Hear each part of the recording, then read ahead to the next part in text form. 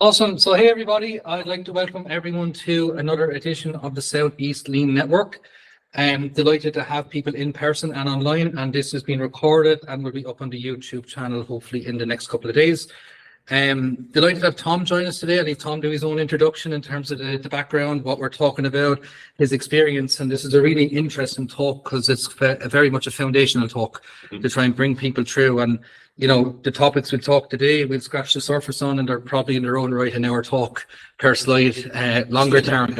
And just want to do a few very quick thank yous. So SkillNet Ireland, or SkillNet Waterford, I should say, have long been a supporter of the Southeast Lean Network, and just to thank them for their continued support. And just to thank Red Hat for the generous use of the facilities. So I'm going to sit down now and be a participant and pass the virtual microphone over to yourself. Man, thank you very much. Welcome everyone. Welcome the online participants and everyone in the room. Delighted to be here today. And thanks for the opportunity, Lee, to jump in. And just to double the thanks as well for Red Hat and for SkillNet as well. It's been fantastic what they've been doing. Everyone can hear us online. That's perfect. Okay, so let's jump into it, lads, right? The agenda for today, we've done our intros, right? We're not going to bother going to the people online. Nothing, we don't want to bother with you. We don't want to, I only have 60 minutes, okay? I just want to run through some objectives that we have, what I really want you to take away from today, okay? We're going to talk about Lean, what it's all about, where it began, what Lean actually is, and more importantly, what it is not, okay? We want to look at what profitable growth is, what it means, and how we need to keep that in our mind as we think about Lean as we go forward, okay? We want to understand customer value. We want to understand what respect for people is, okay? If we're going to take something away today as well, really etch that in your mind, respect for people. Understanding the 5 Lean principles. So we're very lucky we've had all this packaged up for us and packaged into 5 principles for us. True Lean versus fake Lean. There is actually a term out there, use fake Lean. Bob Emiliani loves to use it. We look at the Lean iceberg and we do a bit of a question and answer session at the end, okay? So we'll have you out of here by about 7. Lean in 3 hours, not leaving. Okay, so look at, we've done our intros, we're happy enough. We don't have to do it again or anything like that. Just remember, I'm Tom. For the guys online, I'm Tom Finn, okay? So, lads, let's just look at the objectives, right? What we want to do is we want to raise awareness about Lean, okay? That's hugely important for us, right? What it is and what the underlying concepts of Lean are, okay? Because there's a big problem there. You see in organizations, you go in, people just jump into the tools and techniques without actually understanding what Lean actually is all about. And what happens then, it just festers off and dies, okay? So we want to get real awareness around it. We want to help you understand how you can contribute, okay, and you can participate in Lean deployment. It's not just about work, guys, it's about your lives as well, okay? You can actually bring Lean into your own lives also, which is great. Please ask lots of questions, don't be shy, okay? Look at a G3 with lots of questions, okay? And for all those online, is it a chat box, Lee, we're doing, is it? So I have the chat open here, so if anyone has questions, type it into the chat. I can raise my hand, interrupt you, brilliant, and we'll be able to take it then in context. That'd be brilliant. Yeah. So guys, if any questions, please drop them in. And also we'll do a bit of Q&A session at the end if you want to drop some in there, okay?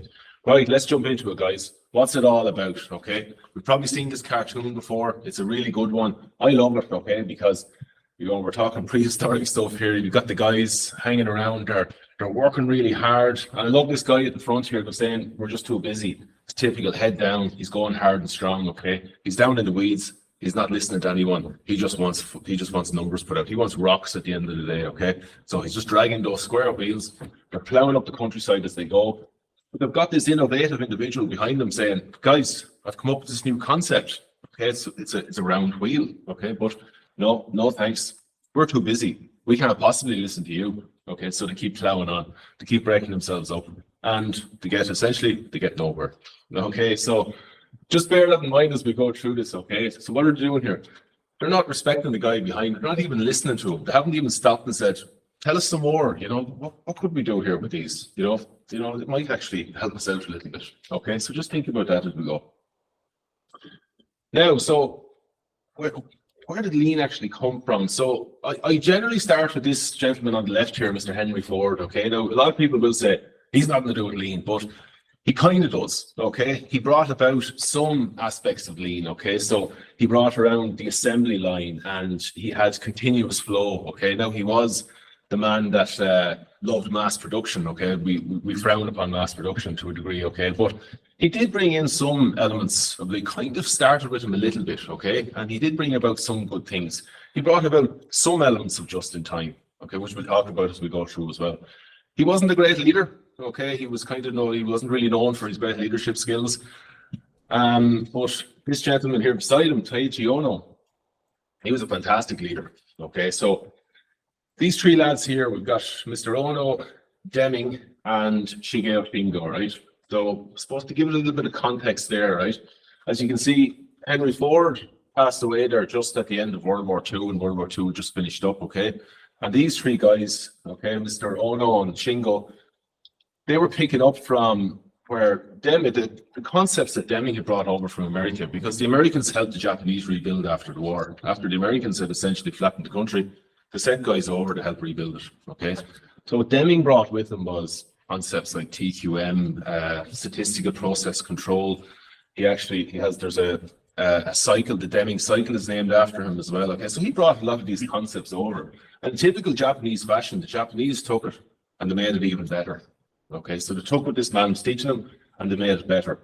So Mr. Ono over here, right, worked for Toyota. He's the father of the Toyota production system. So why is the Toyota production system important? It's important because that's really where we found out about Lean. That's really where it all started to, I suppose, evolve for us.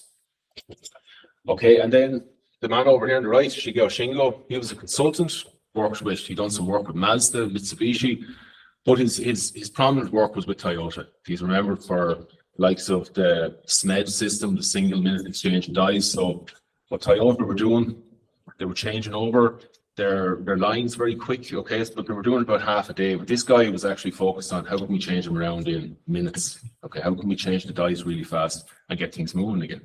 So if we can change the dies quick, that brings about a lot more variation for us, okay. So you think about the Japanese during the World War, they were making trucks, okay, they were making trucks for the Japanese army. That's all they were doing. But really, where they really came into their own was during the oil crisis in '73. People were asking for cars that were efficient. They wanted different colored cars. They wanted family cars. They wanted smaller cars.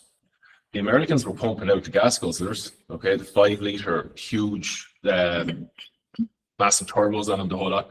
The Japanese, these guys were listening to their people and saying, that's okay. We'll give you the smaller cars. We'll give you variation. We can change our lines around very fast. We'll give you what you ask for, and we give it to you when you ask for it, okay? So these guys became very slick. And what happened then, they really came to prominence then. So people began to stand up and notice these guys. As I say, we had an oil crisis, we had a few depressions going on, but these guys were doing very well. So this prompted then 3 researchers from the Massachusetts Institute of Technology to go over and look at what these guys were doing. So they looked at the Japanese automotive industry, but the Toyota stood out above the rest. And these guys were Womack, Jones, and Roos. Okay, so Jim Womack, Daniel Jones, and Daniel Roos. Okay, so they went over and they actually wrote a book based on what they found in Japan. It's called The Machine That Changed the World. You may have heard of it, you may have read it. If you haven't read it, highly recommend it. Okay, really good book. And you'll start to see what these guys recognized. Okay, and you just take note there, like Ono, Deming, Shingo, they all passed away around 1990, 93. The book was released around 1990, so if you can take it, the West only started to find out about what these guys were doing as they were expiring. Okay, so it's relatively new to us to a degree. We think it's something that's been around, it's been around a while, but we only started to find out about it, okay, from the 90s, okay? So that's really the foundations of where it started to come from, okay? So what is it, okay? So this is what it's all about, right? It's about value for the customer. We are customer focused. Like the Toyota guys, what does the customer want and how can we give it to them, okay? It's a proven path to profitable growth. And I have to say, when I started doing the Masters, Darren Taylor called us up at the first lecture and said, I want you to write up what you think Lean is. Of course, Tom being Tom decided, I'm going to write up what it's not, okay? And I wrote up on the board, it's not all about money. And Darren immediately lit on it in true Darren fashion. I said, you know what, Tom? Fair enough, it's not all about money, but money is important, guys. If we don't have money, you don't have a business. If you're not making money, if you're not making profit, the business goes, okay? So money, profit, how you handle your revenue, your costs, all is important, okay? So bear that in mind. It's the relentless and ruthless termination of waste. Okay, so waste is, yeah, fair enough. We can say waste. People can say, what do you mean by waste, Tom? You know what? Great thing about lean again, we've packaged it all up for you. Okay, we'll talk about it as we go through here now. We'll talk about the different forms of waste. Respect for people. Okay, this is a fundamental pillar of lean. Okay, if you're not respecting everybody in the organization, if it's not going from top to bottom and back up again, guys, we're gonna lose her here. Okay, so respect for people is crucial. And again, we'll give some points of respect for people as we go through. Okay, so that's brilliant, lads, right? So that's what lean is all about. But as I said at the start, it's very important we need to understand what lean is not also. A few points on this. Again, we want to etch them in the mind, okay? Lean is not a quick fix. Lean is not something that, okay, this is broken. We've heard about this lean thing. Let's jump into it. This will fix our problem. And then we can just go back to the way we were. It is not a quick fix. It will not work for you, okay? It's a philosophy that you have to adapt and you need to bring it through your life with you, okay? It has to be part of the company culture. Lean is not just a set of tools, okay? You see people, you know what? We do a bit of 5S. We do a bit of problem solving. We do a bit of this and a bit of that. Okay, that's not how it works. It doesn't work that way. Lean is not just for Christmas. Okay, I just threw that in because it's the time of year and all, you know. Lean is for life, guys, right? I want you to remember that, right? When you become a lean thinker, you carry it through for the rest of your life, okay, and hold on to it. Lean does not stand for less employees are needed, okay? So from my own experience, I walk into an organization, everyone turns and looks at me and goes, here's the guy that's going to take my job away. That's a guarantee, okay? Because they haven't actually understood the concept of lean. So hence why we talk to them about stuff that we're talking about today, okay? You need to understand it. We're not here to take your job. We're here to make things run more efficiently, more effectively, okay? And to make money. I lost my profitable growth lever a second. Yeah, there. It Flashed up. Biden? I have a graph there and it should be there. No, it's just not showing on it. Oh, well, technical difficulties. Okay. Never do a live demo or a live talk. Yeah. Okay, right, okay. Sorry about this now, guys, but for the people in the room, can I write on this? You can, yeah. Or even this one here, look, it's the point. Yeah. Okay, right.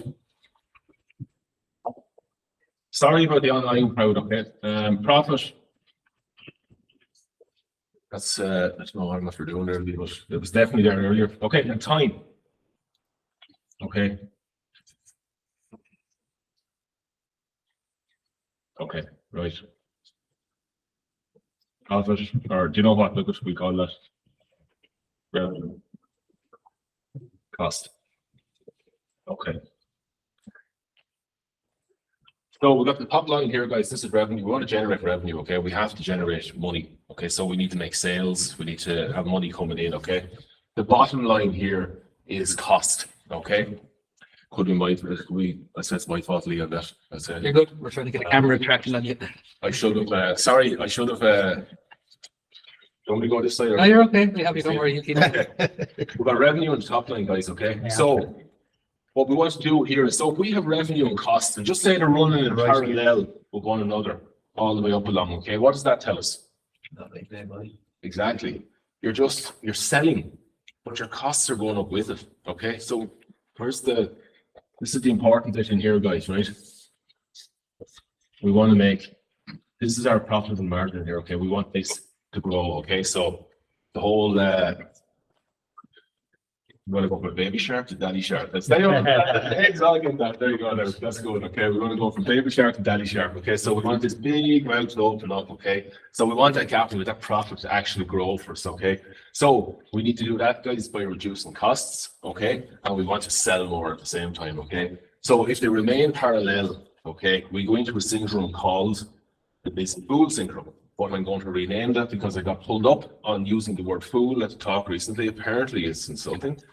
Okay, so I've returned it as the silly Billy, the busy silly Billy syndrome. Okay, so if we remain, guys, with our costs going up because we're not cutting waste out of the system, okay, but we are selling more, we're just being busy silly Billies. Okay, makes sense? So everyone on the camera can see that, thankfully. Okay, There's a bit of Steven Spielberg there. I do apologize for that. Just get the camera back on the crowd and we lead you back to it then. Good, good. That's, I know exactly, I plugged out my memory stick and I bet you just didn't load up. Yeah. Well, And, but look, it was Okay. even more fun explaining these on the board. Glad I remembered it. this is not doing what it's meant to. You keep going. I'll Okay. fix the camera. Right, guys, so we talked about customer value earlier on, okay? So what does this actually mean? Okay, so we can actually go on and say that, you know, we want to give our customer as much value as we possibly can. But how do we break that down? Okay, so we can break it down into 3 different areas. The first one is value add, the VA of it, right? That's any activity or process with a step in the process, okay, that an external customer sees as adding value. Okay, so if someone is actually touching it and making this bottle and it's being used along, that's value added. Okay. And that is something that the customer is willing to pay for. That's something that they're actually willing to hand money over for. That's adding quality for them as it moves along. Okay, it's getting closer and closer to them actually consuming it. It transforms the item towards being the final product. So you order something, you want it, and in the environment we're in today, guys, we want stuff yesterday. We want it so fast, okay? Not delivered to us because we can. Done right first time. All right. The customer does not want to pay for the fact that this bottle, you know, when we get to the end, there's a big chunk missing off the end of it. We have to bring it all the way back to the start and work it way back through the process again, right? They don't want to be doing that. We don't want to be paying for that because the big question here is who's going to pay for it? All right, so we're back to our silly billies here. Okay, we're driving up costs. Okay, so our non-value add. Okay, this is the waste side of it. Okay, this is anything, any activity or process step that does not add value from the customer's perspective. Okay, so again, what we just talked about is generating that defect. Okay, they're not willing to pay for that. So we have to keep that in mind. We have to strip that out of the process. Okay, it doesn't have to be a defect, it could be a step. And we'll talk about the waste now in a bit. Necessary non-value add, the NNVA. Okay, these do exist, guys. This is an activity or step. Still considered non-value add to a degree, okay, from the customer's perspective, because it's not moving the product forward. However, it is deemed necessary. Okay, so the likes of regulatory activities. Okay, we have to do it. We're bound by it. Okay, we can't just let stuff out the door without having the proper quality checks done on it. So it's not actually moving things along. However, it is essential. Okay, so what we aim to do here in the NNVA, we can't strip it out. So the thing here is to optimize it. Okay, and make it as slick as we possibly can. So if something comes off the end of the line, there's a regulatory check to be done on it, that we're not waiting on those the QA or the QC people to come down and do it. That's all planned in, it just flows off the line. Okay. Now, with respect for people piece, okay, this is so important, guys, right? It's crucial, okay? Valuing individuals. Okay, so what does that mean? All right, so we go back to our prehistoric guys at the start. The guy at the back with the wheels, he wasn't really being valued. Okay, he had skills, he had ideas that weren't being tapped into. Okay, we need to value what people have, what they offer. Are we tapping into the skills and the knowledge that they're actually bringing to the organization? Or are we just bringing them in and saying, hey, you're there to do that job, don't want to hear from you for the rest of the day, pump out the numbers. Okay, that's not respecting people, and that you won't hang on to people if you treat them like that. Engagement and empowerment. Again, are you just bringing people in to do a job? Are you actually getting the ideas out of them? Are you engaging them in your strategy reviews, in the strategy deployment techniques? Are they being brought in and helping on that? Is their voice being heard? Again, people have huge ideas, and if you don't empower them or actually engage them in the processes, it's useless. Okay, so get people involved. When you're, as I say, when you're designing your strategy, it comes down from the top, guys. It cascades down, but the communication comes back up and it comes back down again. That's really important. You have to involve everyone. It's an organization. It's not just about the corporate level. It's about everyone. Continuous improvement. Okay. So look what we talk about this as we go through as well. It's built into the whole concept here. Are we listening to people's ideas, how to continuously improve the products and services, or are we just sitting there going, just make it? I don't want to hear from you. Just make. Okay. Are we continuously improving our people also? Someone might show a flair for something they're actually good at. Is that being honed in on? Do you know what? Dean was done an excellent job there the other day, and that, you know what, he could be a great candidate for maybe promotion down the road. Could we put him on a course? Is there anything he's interested in? Okay, we're continuously improving our group and our people all the time. Providing support. Okay, are we supporting our people? Go back to Mr. Ono at the start. Okay, Paige Ono. He was fantastic at this. He was a brilliant leader. He really supported his people because he created the concept of going into the gemba. He went to the floor with the people. He didn't go down and pick up the tools and start knocking out the pieces, but he went down and he talked to the people. You're working on a project there. Good. Show me your project. Show me your A3. Do you need support on that? How can I support you on it? Do you need development? Do you need further resources? He spoke to his people about this. Hence why Toyota are so advanced these days in those techniques, because their motto, we build people, we don't build cars. Okay, so they support their people thoroughly. Fair treatment. And you'll actually think in this day and age, that should be a no-brainer. Everyone gets treated fairly. Doesn't always happen. Okay, so again, you need to be mindful. Okay, so those that carry the power at the corporate level, is that flowing down? Is there fair treatment going across all brands or all area of the organization? Okay. Tom, Yes, sir. What do you think about, even if it is fair, but if people don't think, if they have perception of unfairness, what have you found that has led to? That's where a good leader comes in. Okay. So sometimes you come up and go, oh, that's not fair, right? But you've got, you might have received something. Okay. That's where a really good leader comes in. Okay. If they're able to say, let's sit down, and it's almost like a mediation process going through. Okay. Yeah. Let's actually draw out what you have got. What are you deeming fair? What's your view here? What's your vision? Okay. Very good. Let's break it down. And that's where the bad leader will go, you got what you wanted by cut off all communication, put a black mark on that lad, and we'll eventually force him out of the organization. So coach and mentor, that's the turn it around and ask them why they think it's unfair. Exactly. That's very good. Yeah. Exactly. See what they have to think about it. Maybe Yeah. the valid points. Yeah. So we have to hear them out, draw it out, map it out, and see exactly where they're coming from. Okay. Okay. Thanks. Okay, so look, guys, we've talked about up to that point, right? But as I was saying to you as well, we have the great thing about Lean is that we have guiding principles. Okay, and they're really good. They've been really well thought out, and this is what came from the three professors that I spoke about that went over to Japan. Okay, this is what they found, and they packaged all this together in 5 principles and handed it over to us. Okay. So the first one was actually defining value. We spoke about that a little bit already, right? About understanding what the customer actually wants. Then the next one was map the value stream. And then we create the flow through the plant. And then we establish pull from the customer. What does the customer actually want? Or are we just making for the sake of making? And then we go after perfection. Okay. So just over right here, again, what do the customers actually want? How do we create this value for the customer? Okay, remember the customer wants the product and they're only willing to pay for what they asked for. They don't want to be paying for defects. They don't want to be paying for poor quality.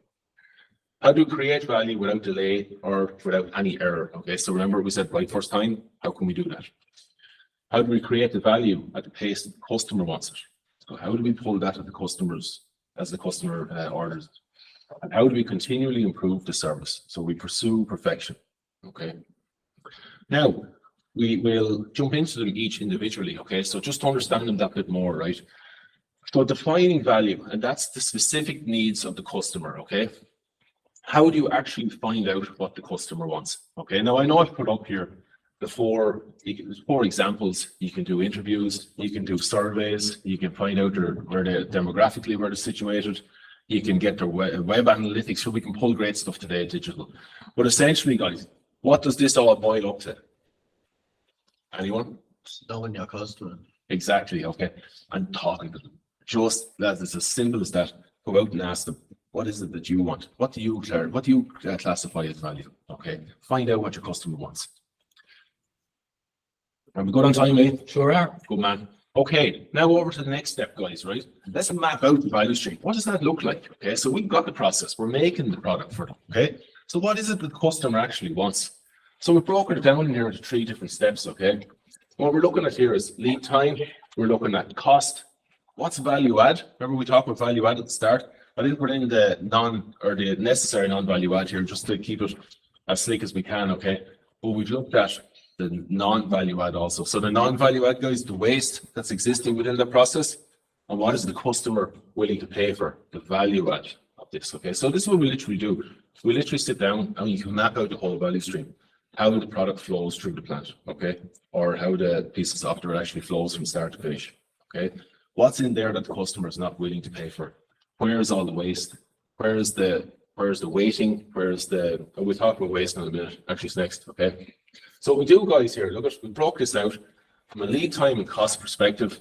On the top line down on the right hand side, we found what's non-value add for the customer. What are they not willing to pay for? And what we have on the bottom is this line here, the value add. Okay, so understanding what they actually want, understanding what they're willing to pay for.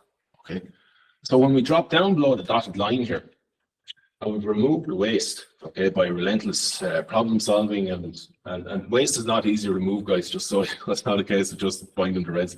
It can be hard to remove, but again, we relentlessly go after it, okay? And it moves down then, guys, to here. Look at how the process has shrank, okay? So lead time has been reduced, okay? So if you want to put this into a context of lead time, say of 100 days, okay? You may have pulled 30 days out of that, okay? And then from a cost perspective, okay, we were looking at cost along the bottom line. If it was a €100,000 product, you may now have it down to €60,000. Okay, so again, we're pulling, like our graph here earlier, our profit margins are now starting to grow because we're pulling the cost and the waste out and we're starting to sell more. Okay, what have we done as well, guys? We've freed up time. We now have more time to make more products that the customer is demanding. So we're increasing our revenue. Okay, makes sense? Yeah, good stuff. Okay, right. So just to discuss the waste a little bit more, right? Our non-value add, okay? Let's understand that a little bit more, okay? And these are the 8 wastes of lean, okay? So there's a couple of different ways to remember these, okay? But look, we'll just fly through them first, right? The first one is defects, okay? So that's categorized here as efforts caused by rework, scrap, or incorrect information, okay? So let's just say we're making cans of paint, okay? We're filling cans of paint, guys. We get to the end of the line and we realize there's a drip on the side of all the cans of paint, okay? The customer has not asked for that. The customer is not paying for it. However, it's now classified as a defect. So what do we do with this, lads? Do we bring it back? Do we dump it? What do we do with it? So what's going to have to happen now, it's going to have to come back to the start of the line. We're probably going to have to pull someone off the line and they're going to have to clean all the cans, okay? Get that paint off it, okay? So we're now into a rework situation. And worst case scenario, guys, goes in the bin, or we have to give it in charity, or we have to, not that I'm anti-charity or anything, but we have to give it away, okay? So here we're back to our graph. We're now starting to go parallel again, lads. We're into the bad area, okay? Our next one, overproduction, okay? Production that is more than is needed and before it is needed, okay? You would be surprised the amount of organizations you will see that are just working off of guesswork, okay? We're just doing these forecasts. Why are you making that? We reckon we'll sell it, okay? You go around to any food plant at the moment, I guarantee you'll see a stock of pallets all off to the side. Where's that going? Food banks. Because it's heading for expiry. We can't sell it, okay? Why did you make it? Well, we forecasted, we thought we'd sell it. We're coming into Christmas, we thought things would ramp up a bit. But we didn't allow for the fact that customers are getting a little bit more savvy now because of the price of living and the whole lot, okay? So the forecast is incorrect, okay? So they've now went and bought in all this raw material. They've ran it through their plant at a huge cost. They brought it out the far side. No one has bought it. So now we're over into, again, we're shrinking our revenue there, guys, and we're bringing up our costs. Waiting, okay? Waste the time waiting on a step of the process, okay? So like example, okay, you're on a production line, okay, but you haven't set up your track times correctly and the likes. Okay, so now there's no flow going on. Something gets stalled at the welding press. Okay, you've got all this inventory building up, but the person at the next level is just sitting there waiting. Okay, so that's just one example of waiting. Okay, non-utilized talent. We touched on this already. Okay, this is a real bugbear for me. I never like this part of it because you see it a lot. You know, this is a communication problem. Okay, people aren't discussing with their employees what knowledge and what skills they have. Okay, it's like the guy at the start, you know, no one turned around to ask him, you know, what's your idea? And where did you come up with that idea? You know, we're not actually sitting down and communicating properly with people. Transportation waste, guys, okay, it doesn't have to be on the road, okay, I know there's a picture of a truck there, right, but this is unnecessary movements. It can be around the plant as well, it can be around, it can be in any sector, okay, moving paperwork around the place, okay, just all this transport is going on that's just not needed. Poorly set up plants. You see that a lot. You can see people are, you know, you're say a warehouse is poorly set up. Okay, you're moving pallet trucks from A to B, and you know what, or actually A to C, you should say, and you didn't actually consider the proper flow of it. Okay, so it's always good to sit down and look at your flow. Inventory, excess products and materials not being processed. Okay, so production facilities, you'll see this a lot at both sides of the process. Okay, you go to the goods in and you'll see it packed up with raw material. Why have you got all this raw material? Well, there was a sale on last week. If you bought one container load of sugar, you got another one half price, and sure, who could actually turn that down, you know? But then you have the thing end up going off, and we're not just going off, but it's sitting there as inventory. It has to be stored, and you're getting into big money as well when you start thinking about stuff that needs to be frozen or chilled, or you're getting into a lot of waste here because you haven't actually forecasted what your customer wants. You're just buying it because it's attractive. Okay. Motion. So this is back to people. Okay. Again, we can do, there's a tool in Lean called, you know, doing your spaghetti diagrams. Okay, so if you've got you can do it in laboratories, you can do it in warehouses. As an example, you're actually tracking people's movements around. That's the flow of the area set up like. Have you considered, is there a flow to their process? Could you move things around, stop them moving? The same, you can draw out their diagrams and you just see all these squiggly lines going back and forward, back and forward. There's absolutely no need for it. Can we actually set that up? It just comes into a straight line, maybe around in a U shape or something like that. Okay, so consider the motion of people. I done it with the garments. Okay, we people that were wearing garments, so we tapped into the technology. I was counting guys' steps in a warehouse one time, and they were incredible what they were doing, because they were picking here and then they were moving to the far side of the warehouse to pick. They were coming back and they were in the middle, change things around, start moving the fast movers to the front. And then the guy's steps dramatically decreased. Okay, so easy ways to tap into technology. An extra processing then, guys, right? It's the last of them. Okay, so that's the more work or higher quality than is required by the customer. So the customer ordered. Okay, so let's keep this real simple. All right, you're making cakes. Okay, when you're formulating a cake, you have the ingredients. Okay, you put it in as exactly as you're told to do. Okay, as your ingredients chart or your standard operating procedure tells you to. You mix it up, okay? You mix it for a certain amount of time, but you don't throw in an extra handful of sugar just for the crack. You don't throw in an extra bit of brandy because it's Christmas, okay? You don't. You don't.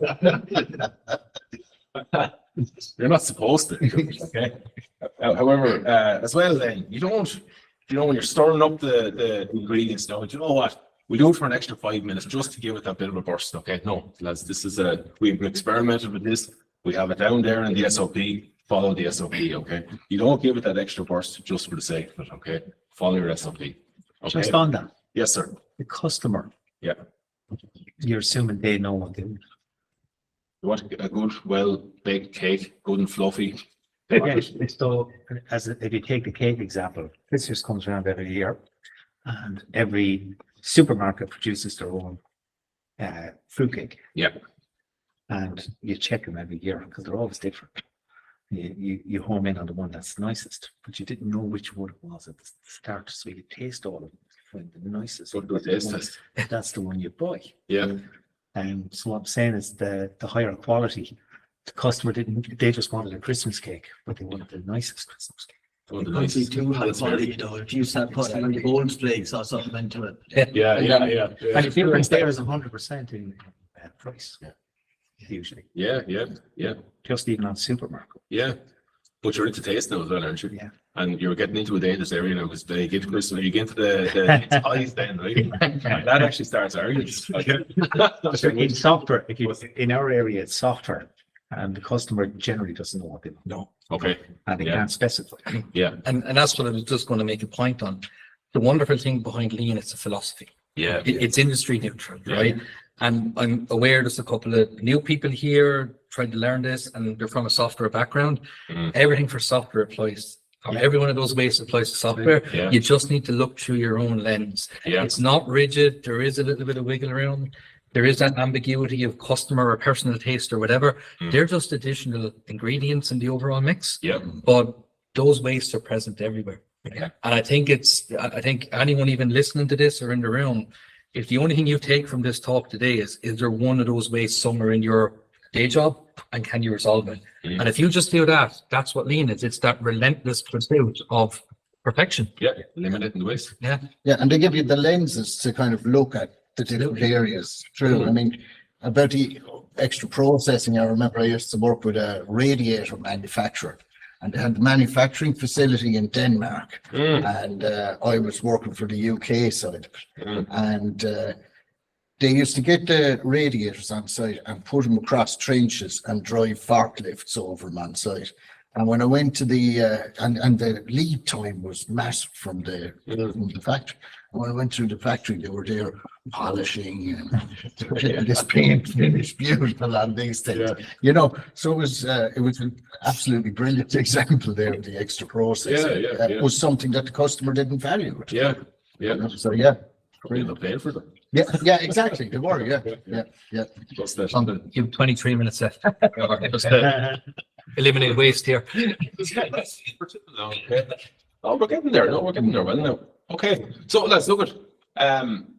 So you're going to go away and you're going to come in next Monday after a heavy weekend on the get a few beverages now. And you're going to talk to your man talking about waste. Does anyone remember what they were? Okay. So a nifty little way. Remember these ones. We start at the top here. Defects. DOWNTIME. Downtime. Okay, that's what it leads to essentially, it's downtime. Or there's the other one, Tim Woods. Okay, it's this guy called Tim Woods. Okay, so we just have to change a couple of things around. So transport starts first, inventory, motion, overproduction, and this one changes to over processing. Okay, not extra processing, but over processing, followed by defects, and this one goes to skills, not utilizing skills. Okay, so Tim Woods is the way that flows out. But for this example, we'll run with downtime. Okay, excellent. We're flying it, right? So creating flow, right? So how do we give the customer what they want without delay? Okay, so as I mentioned there, we problem solve to remove that waste. And I say, bear in mind, it's not easy to remove waste, but keep in your mind, it has to be done, okay?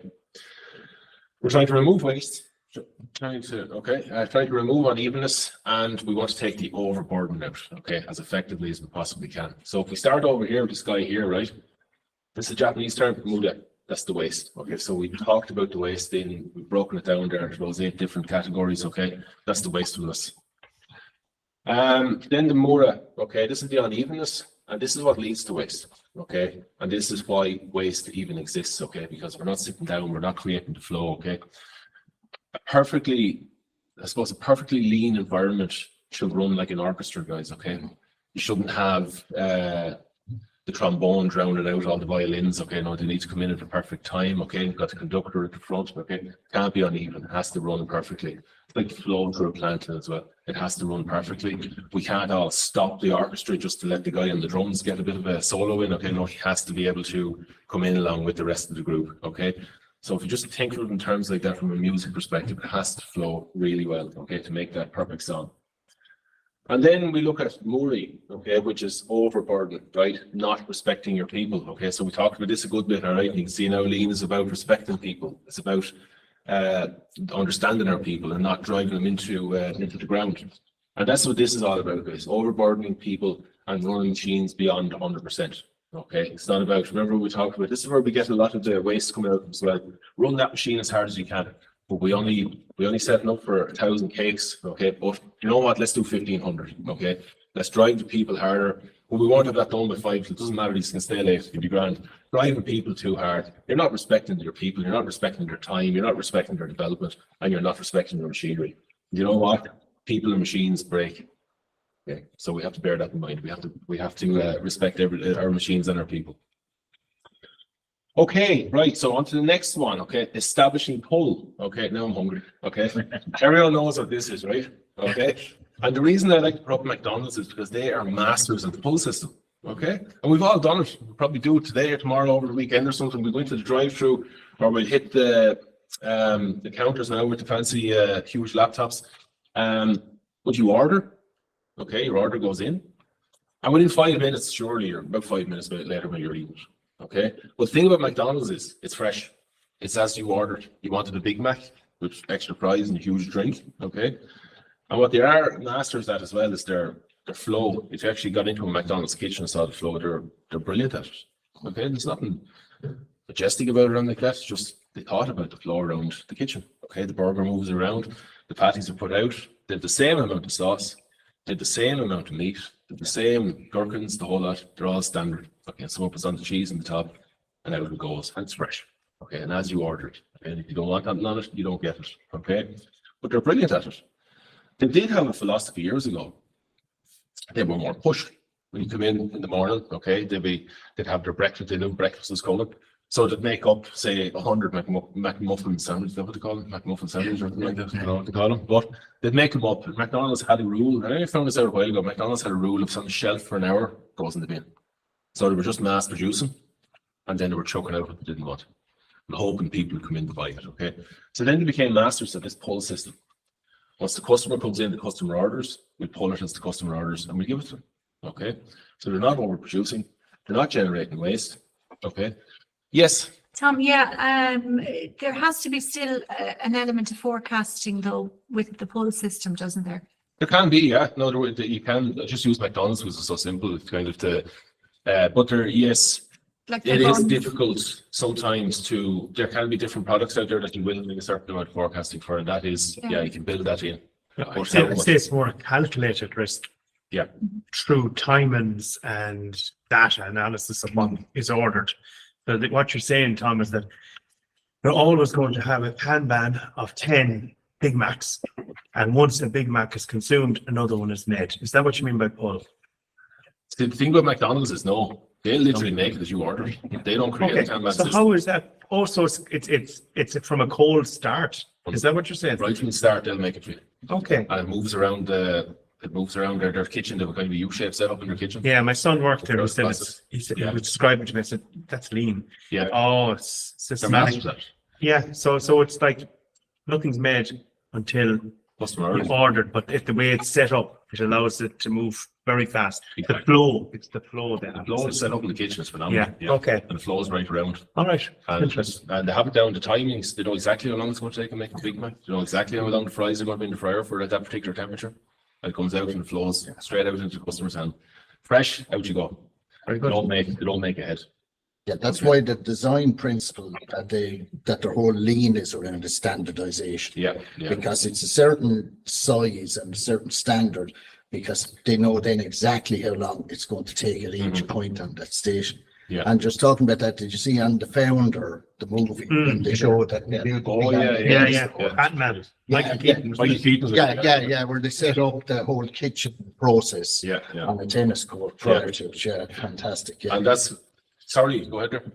But the original question is about forecasting. That does come into it because the supply chain, you still need to know how many in a week, what stock you Yeah. need in business. Yeah. Is that what you mean? That's Yeah, exactly yeah. what I was Like, saying. yeah, World the that shows skill resistance. set. Yeah, so it's the raw Yeah, material. That's where it falls down. Planning Yeah. is But that's the it's done. But there's always a dark art in Dark. forecasting. I mean, Oh, there is. anywhere that I ever worked, it was a question of getting in the sales team, and they're the people that are tuning into the voice of the customer, so to speak, and they're giving all the feedback. And there's a certain amount of you having to rely on what their gut feel is. Yeah. I remember sitting opposite people at a table and saying, "Can you tell me that's coming in?" And they'd say, "Well, I've gut feel on it," and you have to either go with it or not. So there's always that dark art. Certainly, yeah, yeah. Look, it's not going to work for everything. Certain organizations will have they'll have to do a forecast at a time, and you're trying to read the markets as well as you can. Okay, because some situations you're talking about, you're talking lead times as well, build into it. But again, going back to what we talked about earlier, trying to minimize them as much as we can, as well as take out as much of the waste as we possibly can. Okay, because you see organizations that say they're poorly forecasting. Okay, we discussed there, and they're just going make, and we end up making overproducing. So we need to. It's really, as I say, it's about really getting into those figures and understanding them as well as you can. And there is a little bit of darkness, a bit of dark art as well as you say. But it's about minimizing all that as well. Okay. So lean would kind of rely on good data analytics as Oh, well. huge! Yeah, huge. And the likes of Deming at the start, that's what he really brought to them, was the statistical process control and stuff like that, and analyzing your data as well as you can. Okay, it's not plays a huge part in it. They do a massive part in it. Yeah. I picked McDonald's purely because they're everyone's been there, and it's generally easy to explain. And we'll all be there this weekend. Exactly. Okay, so look, if you're trying to, sometimes you're trying to stay away from the push side as much as you can. Okay, sometimes there is a forecasting element you need to do. Okay, so establishing the pull then. Okay, so that's the fourth principle of lean. All right, now we're into the fifth principle of lean, which is pursuing perfection. Okay, now just in the top right hand corner here, which I'll divide out to you, that I talked about that Deming cycle earlier, plan, do, check, act cycle. Okay, and this is what continuous improvement is all about, and that's why it's in a circle. It's continuous. Okay, it's not discontinuous improvement. It continuously goes. But just because you made something better, do we stop? Okay, and this is a good example here is the pit stop cruise. Okay, so in the 1950s, it took 67 seconds on average for a pit stop in a Formula One car. Okay, like you could go to the toilet and everything and get clean and all that, like, you know. Okay, but by the 50s up to 2009, they had that down to 6.12 seconds.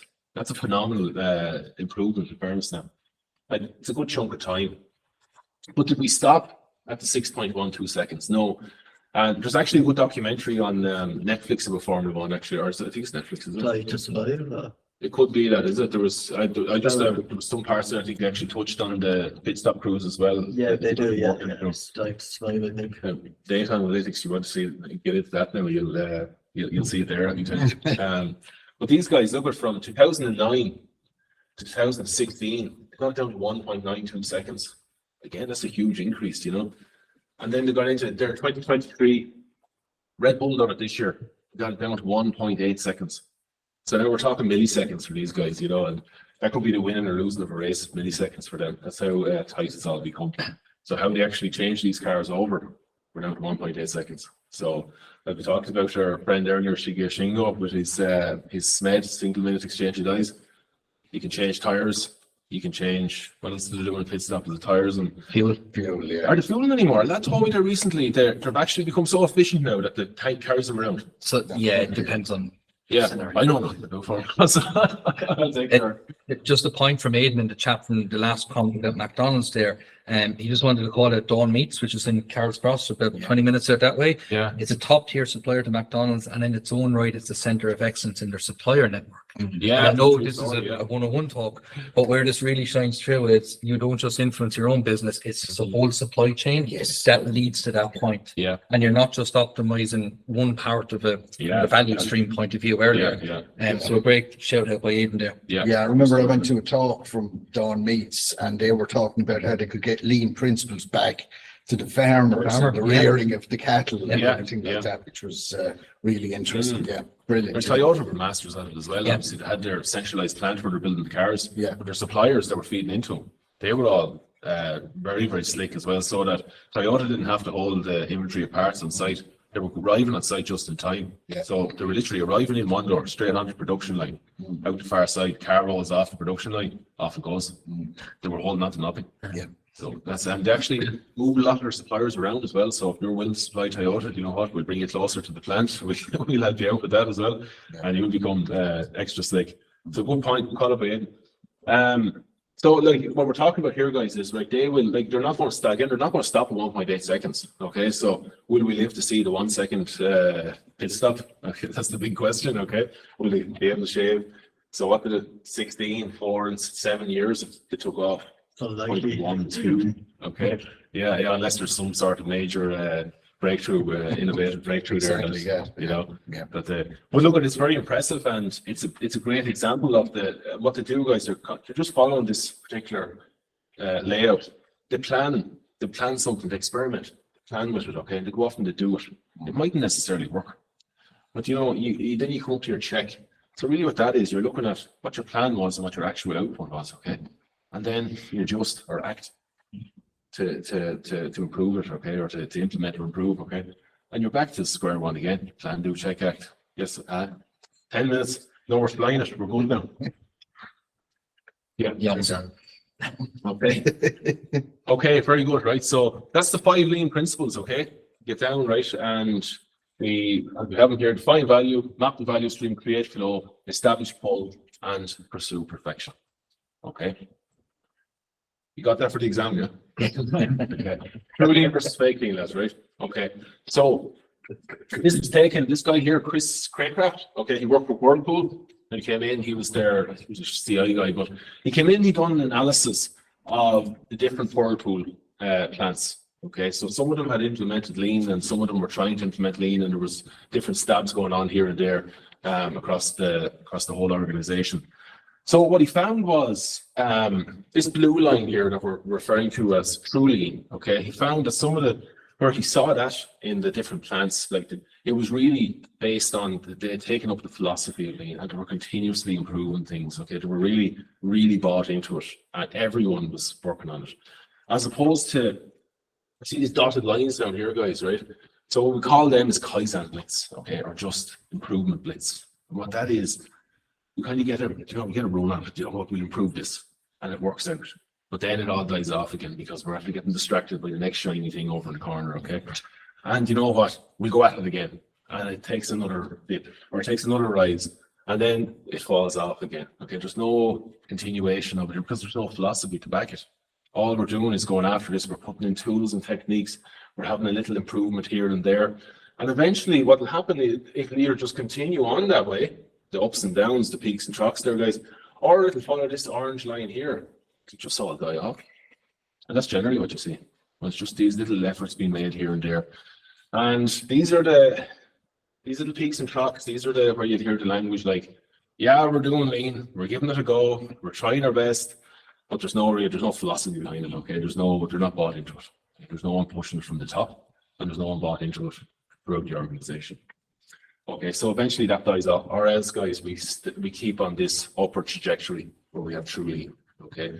So the other one, obviously, is fake lean. As I was saying, there's a guy called Bobby Miniani, he talks about fake lean a lot. He's slightly controversial, but he's good.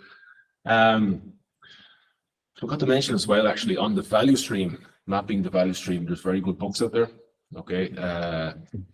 Learning to See, Womack and Jones, the guys that wrote the original book.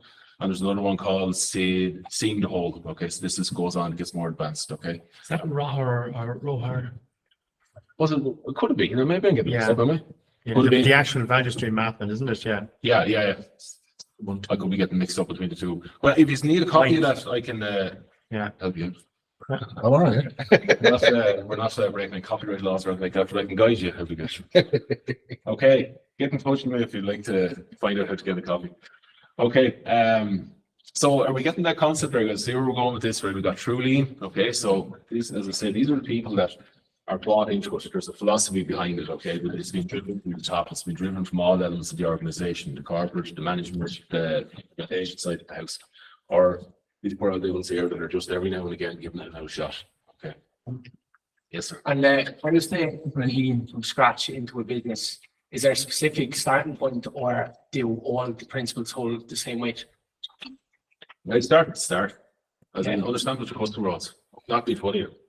Understand. Go back to number one there. Yeah. Understand what your customer is after. Okay. So if you were deciding, right, okay, we want to take this lean concept on. Okay. First step is the likes of this. Help people understand what this is about. Because there's just going to be reservations about it. There's going to be misunderstandings, and there's all these little talks going on in the corner as well. You know, what's this about? Oh, I've heard about this thing. It's about cutting jobs. You know, so you need to get people's minds settled to begin with. Okay. And then you need to, as you're learning about it, as the organization is learning about it, that's what it's all about. Everyone learns together. And just because you may have been, you might excel in lean because you have to be on this talk, doesn't mean that everyone around you is going to excel. So you have to treat it like you can go back to basics with them and start bringing it through with them. They have to understand it. Then you have to bring them to that level that you're at. But if you burst on and you're going to, I'll just do this, I'll be the man here now, right? No one's bought in. You're not respecting people. You're not teaching them about it. You're not telling them about it. It's not a philosophy. It's just something that you want to do. I used to work in a meat factory, and just when I was leaving, there was new owners that came in and bought it, and were kind of put in all these lean principles, but they didn't explain it to any of the people actually working there. And you saw the little conversations in the corner of like, this, what's this all about? Like, you know what I mean? This doesn't make any sense. And exactly what you're saying, really. Yeah, it's a huge problem. And then we need to go back and tell the people about this, but we can't take them off the line. We can't stop production, you know, that kind of an attitude. And we just drive on and they'll pick it up as we go. Look, but you're going to be on the dotted line there very quick. And what that leads to very quickly is another term for lean. You hear people saying lean is mean.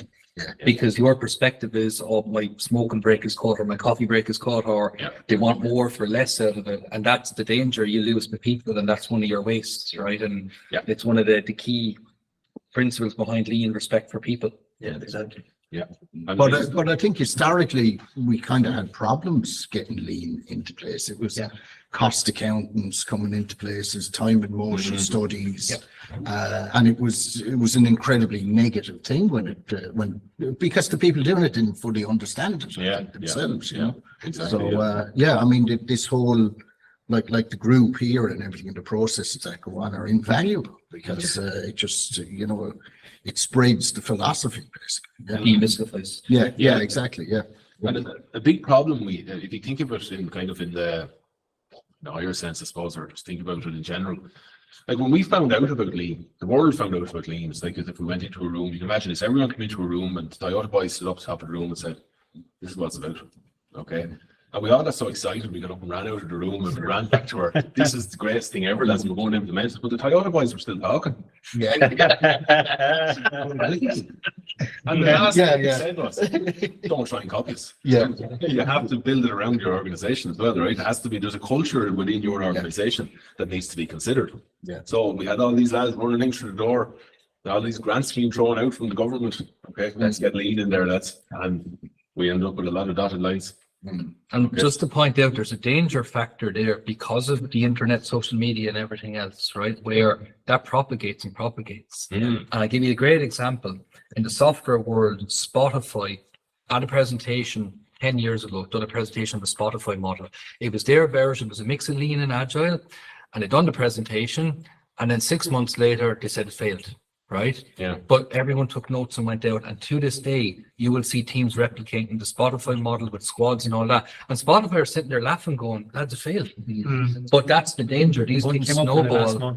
Yeah, because they ran out of the room, right? Literally, they didn't stay for the cautionary tale of you have to find your path, your culture, and so on. Yeah, true. Okay, start fake lean and. I'm sorry, this is not happening again.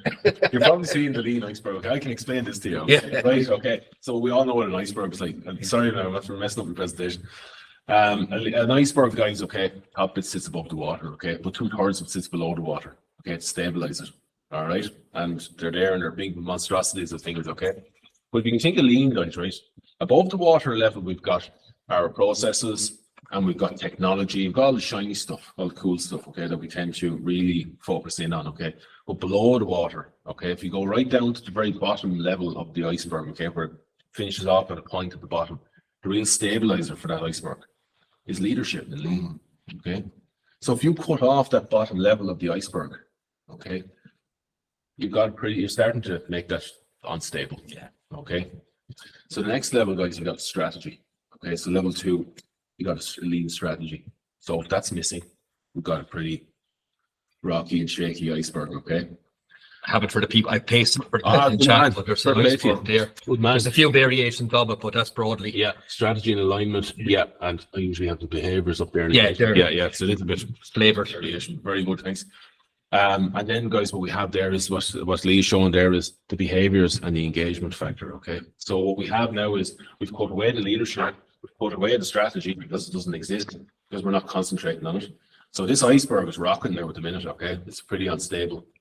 And then we take away the behaviors and the engagement from the people. We're not concentrating on that. Are we involving everybody? Take that away, over she goes, okay? The iceberg sinks to the bottom of the ocean. All right, it's no good anymore. It's after wasting away. Okay. Still sink a ship though. It's leaking out explanation. That's the concept of the lean iceberg, guys. And I'm sorry I didn't pop up on the screen, but Lee, for helping me out. Thanks very much. Guys in the room, they understand what I'm saying there with that iceberg formula. We tend to just focus on the top and go, that's what we want to. We want to hit the things on top and forget about what's underneath. Okay. Foundation. Yeah, exactly. the motor of a swan, as the swan is beautiful gliding along the water, but the feet are going like, they're absolutely going crazy under the water, okay? So, that's me, guys. Have a good on time, yeah? 5 minutes. 1 minute over, but we'll close enough. That's the iceberg, Colin. Right, we do it again. We'll give precedence to those online. Yes, To see yes. if they have questions first. Yeah. If you can unmute and talk, or you can type into the chat, whatever suits yourself. And then we'll just take maybe one question in room. It's fairly interactive during it, which was good. I think we got through a lot. Yeah. It's not bad enough. Okay, so folks, anyone on the line have any questions? No, great presentation, thanks. Awesome. Thanks, Aidan. Phil? All right, folks, if we have no questions. Sorry, just to say great presentation there, Tom. Thanks for that. Thanks, that's my supervisor. Yeah.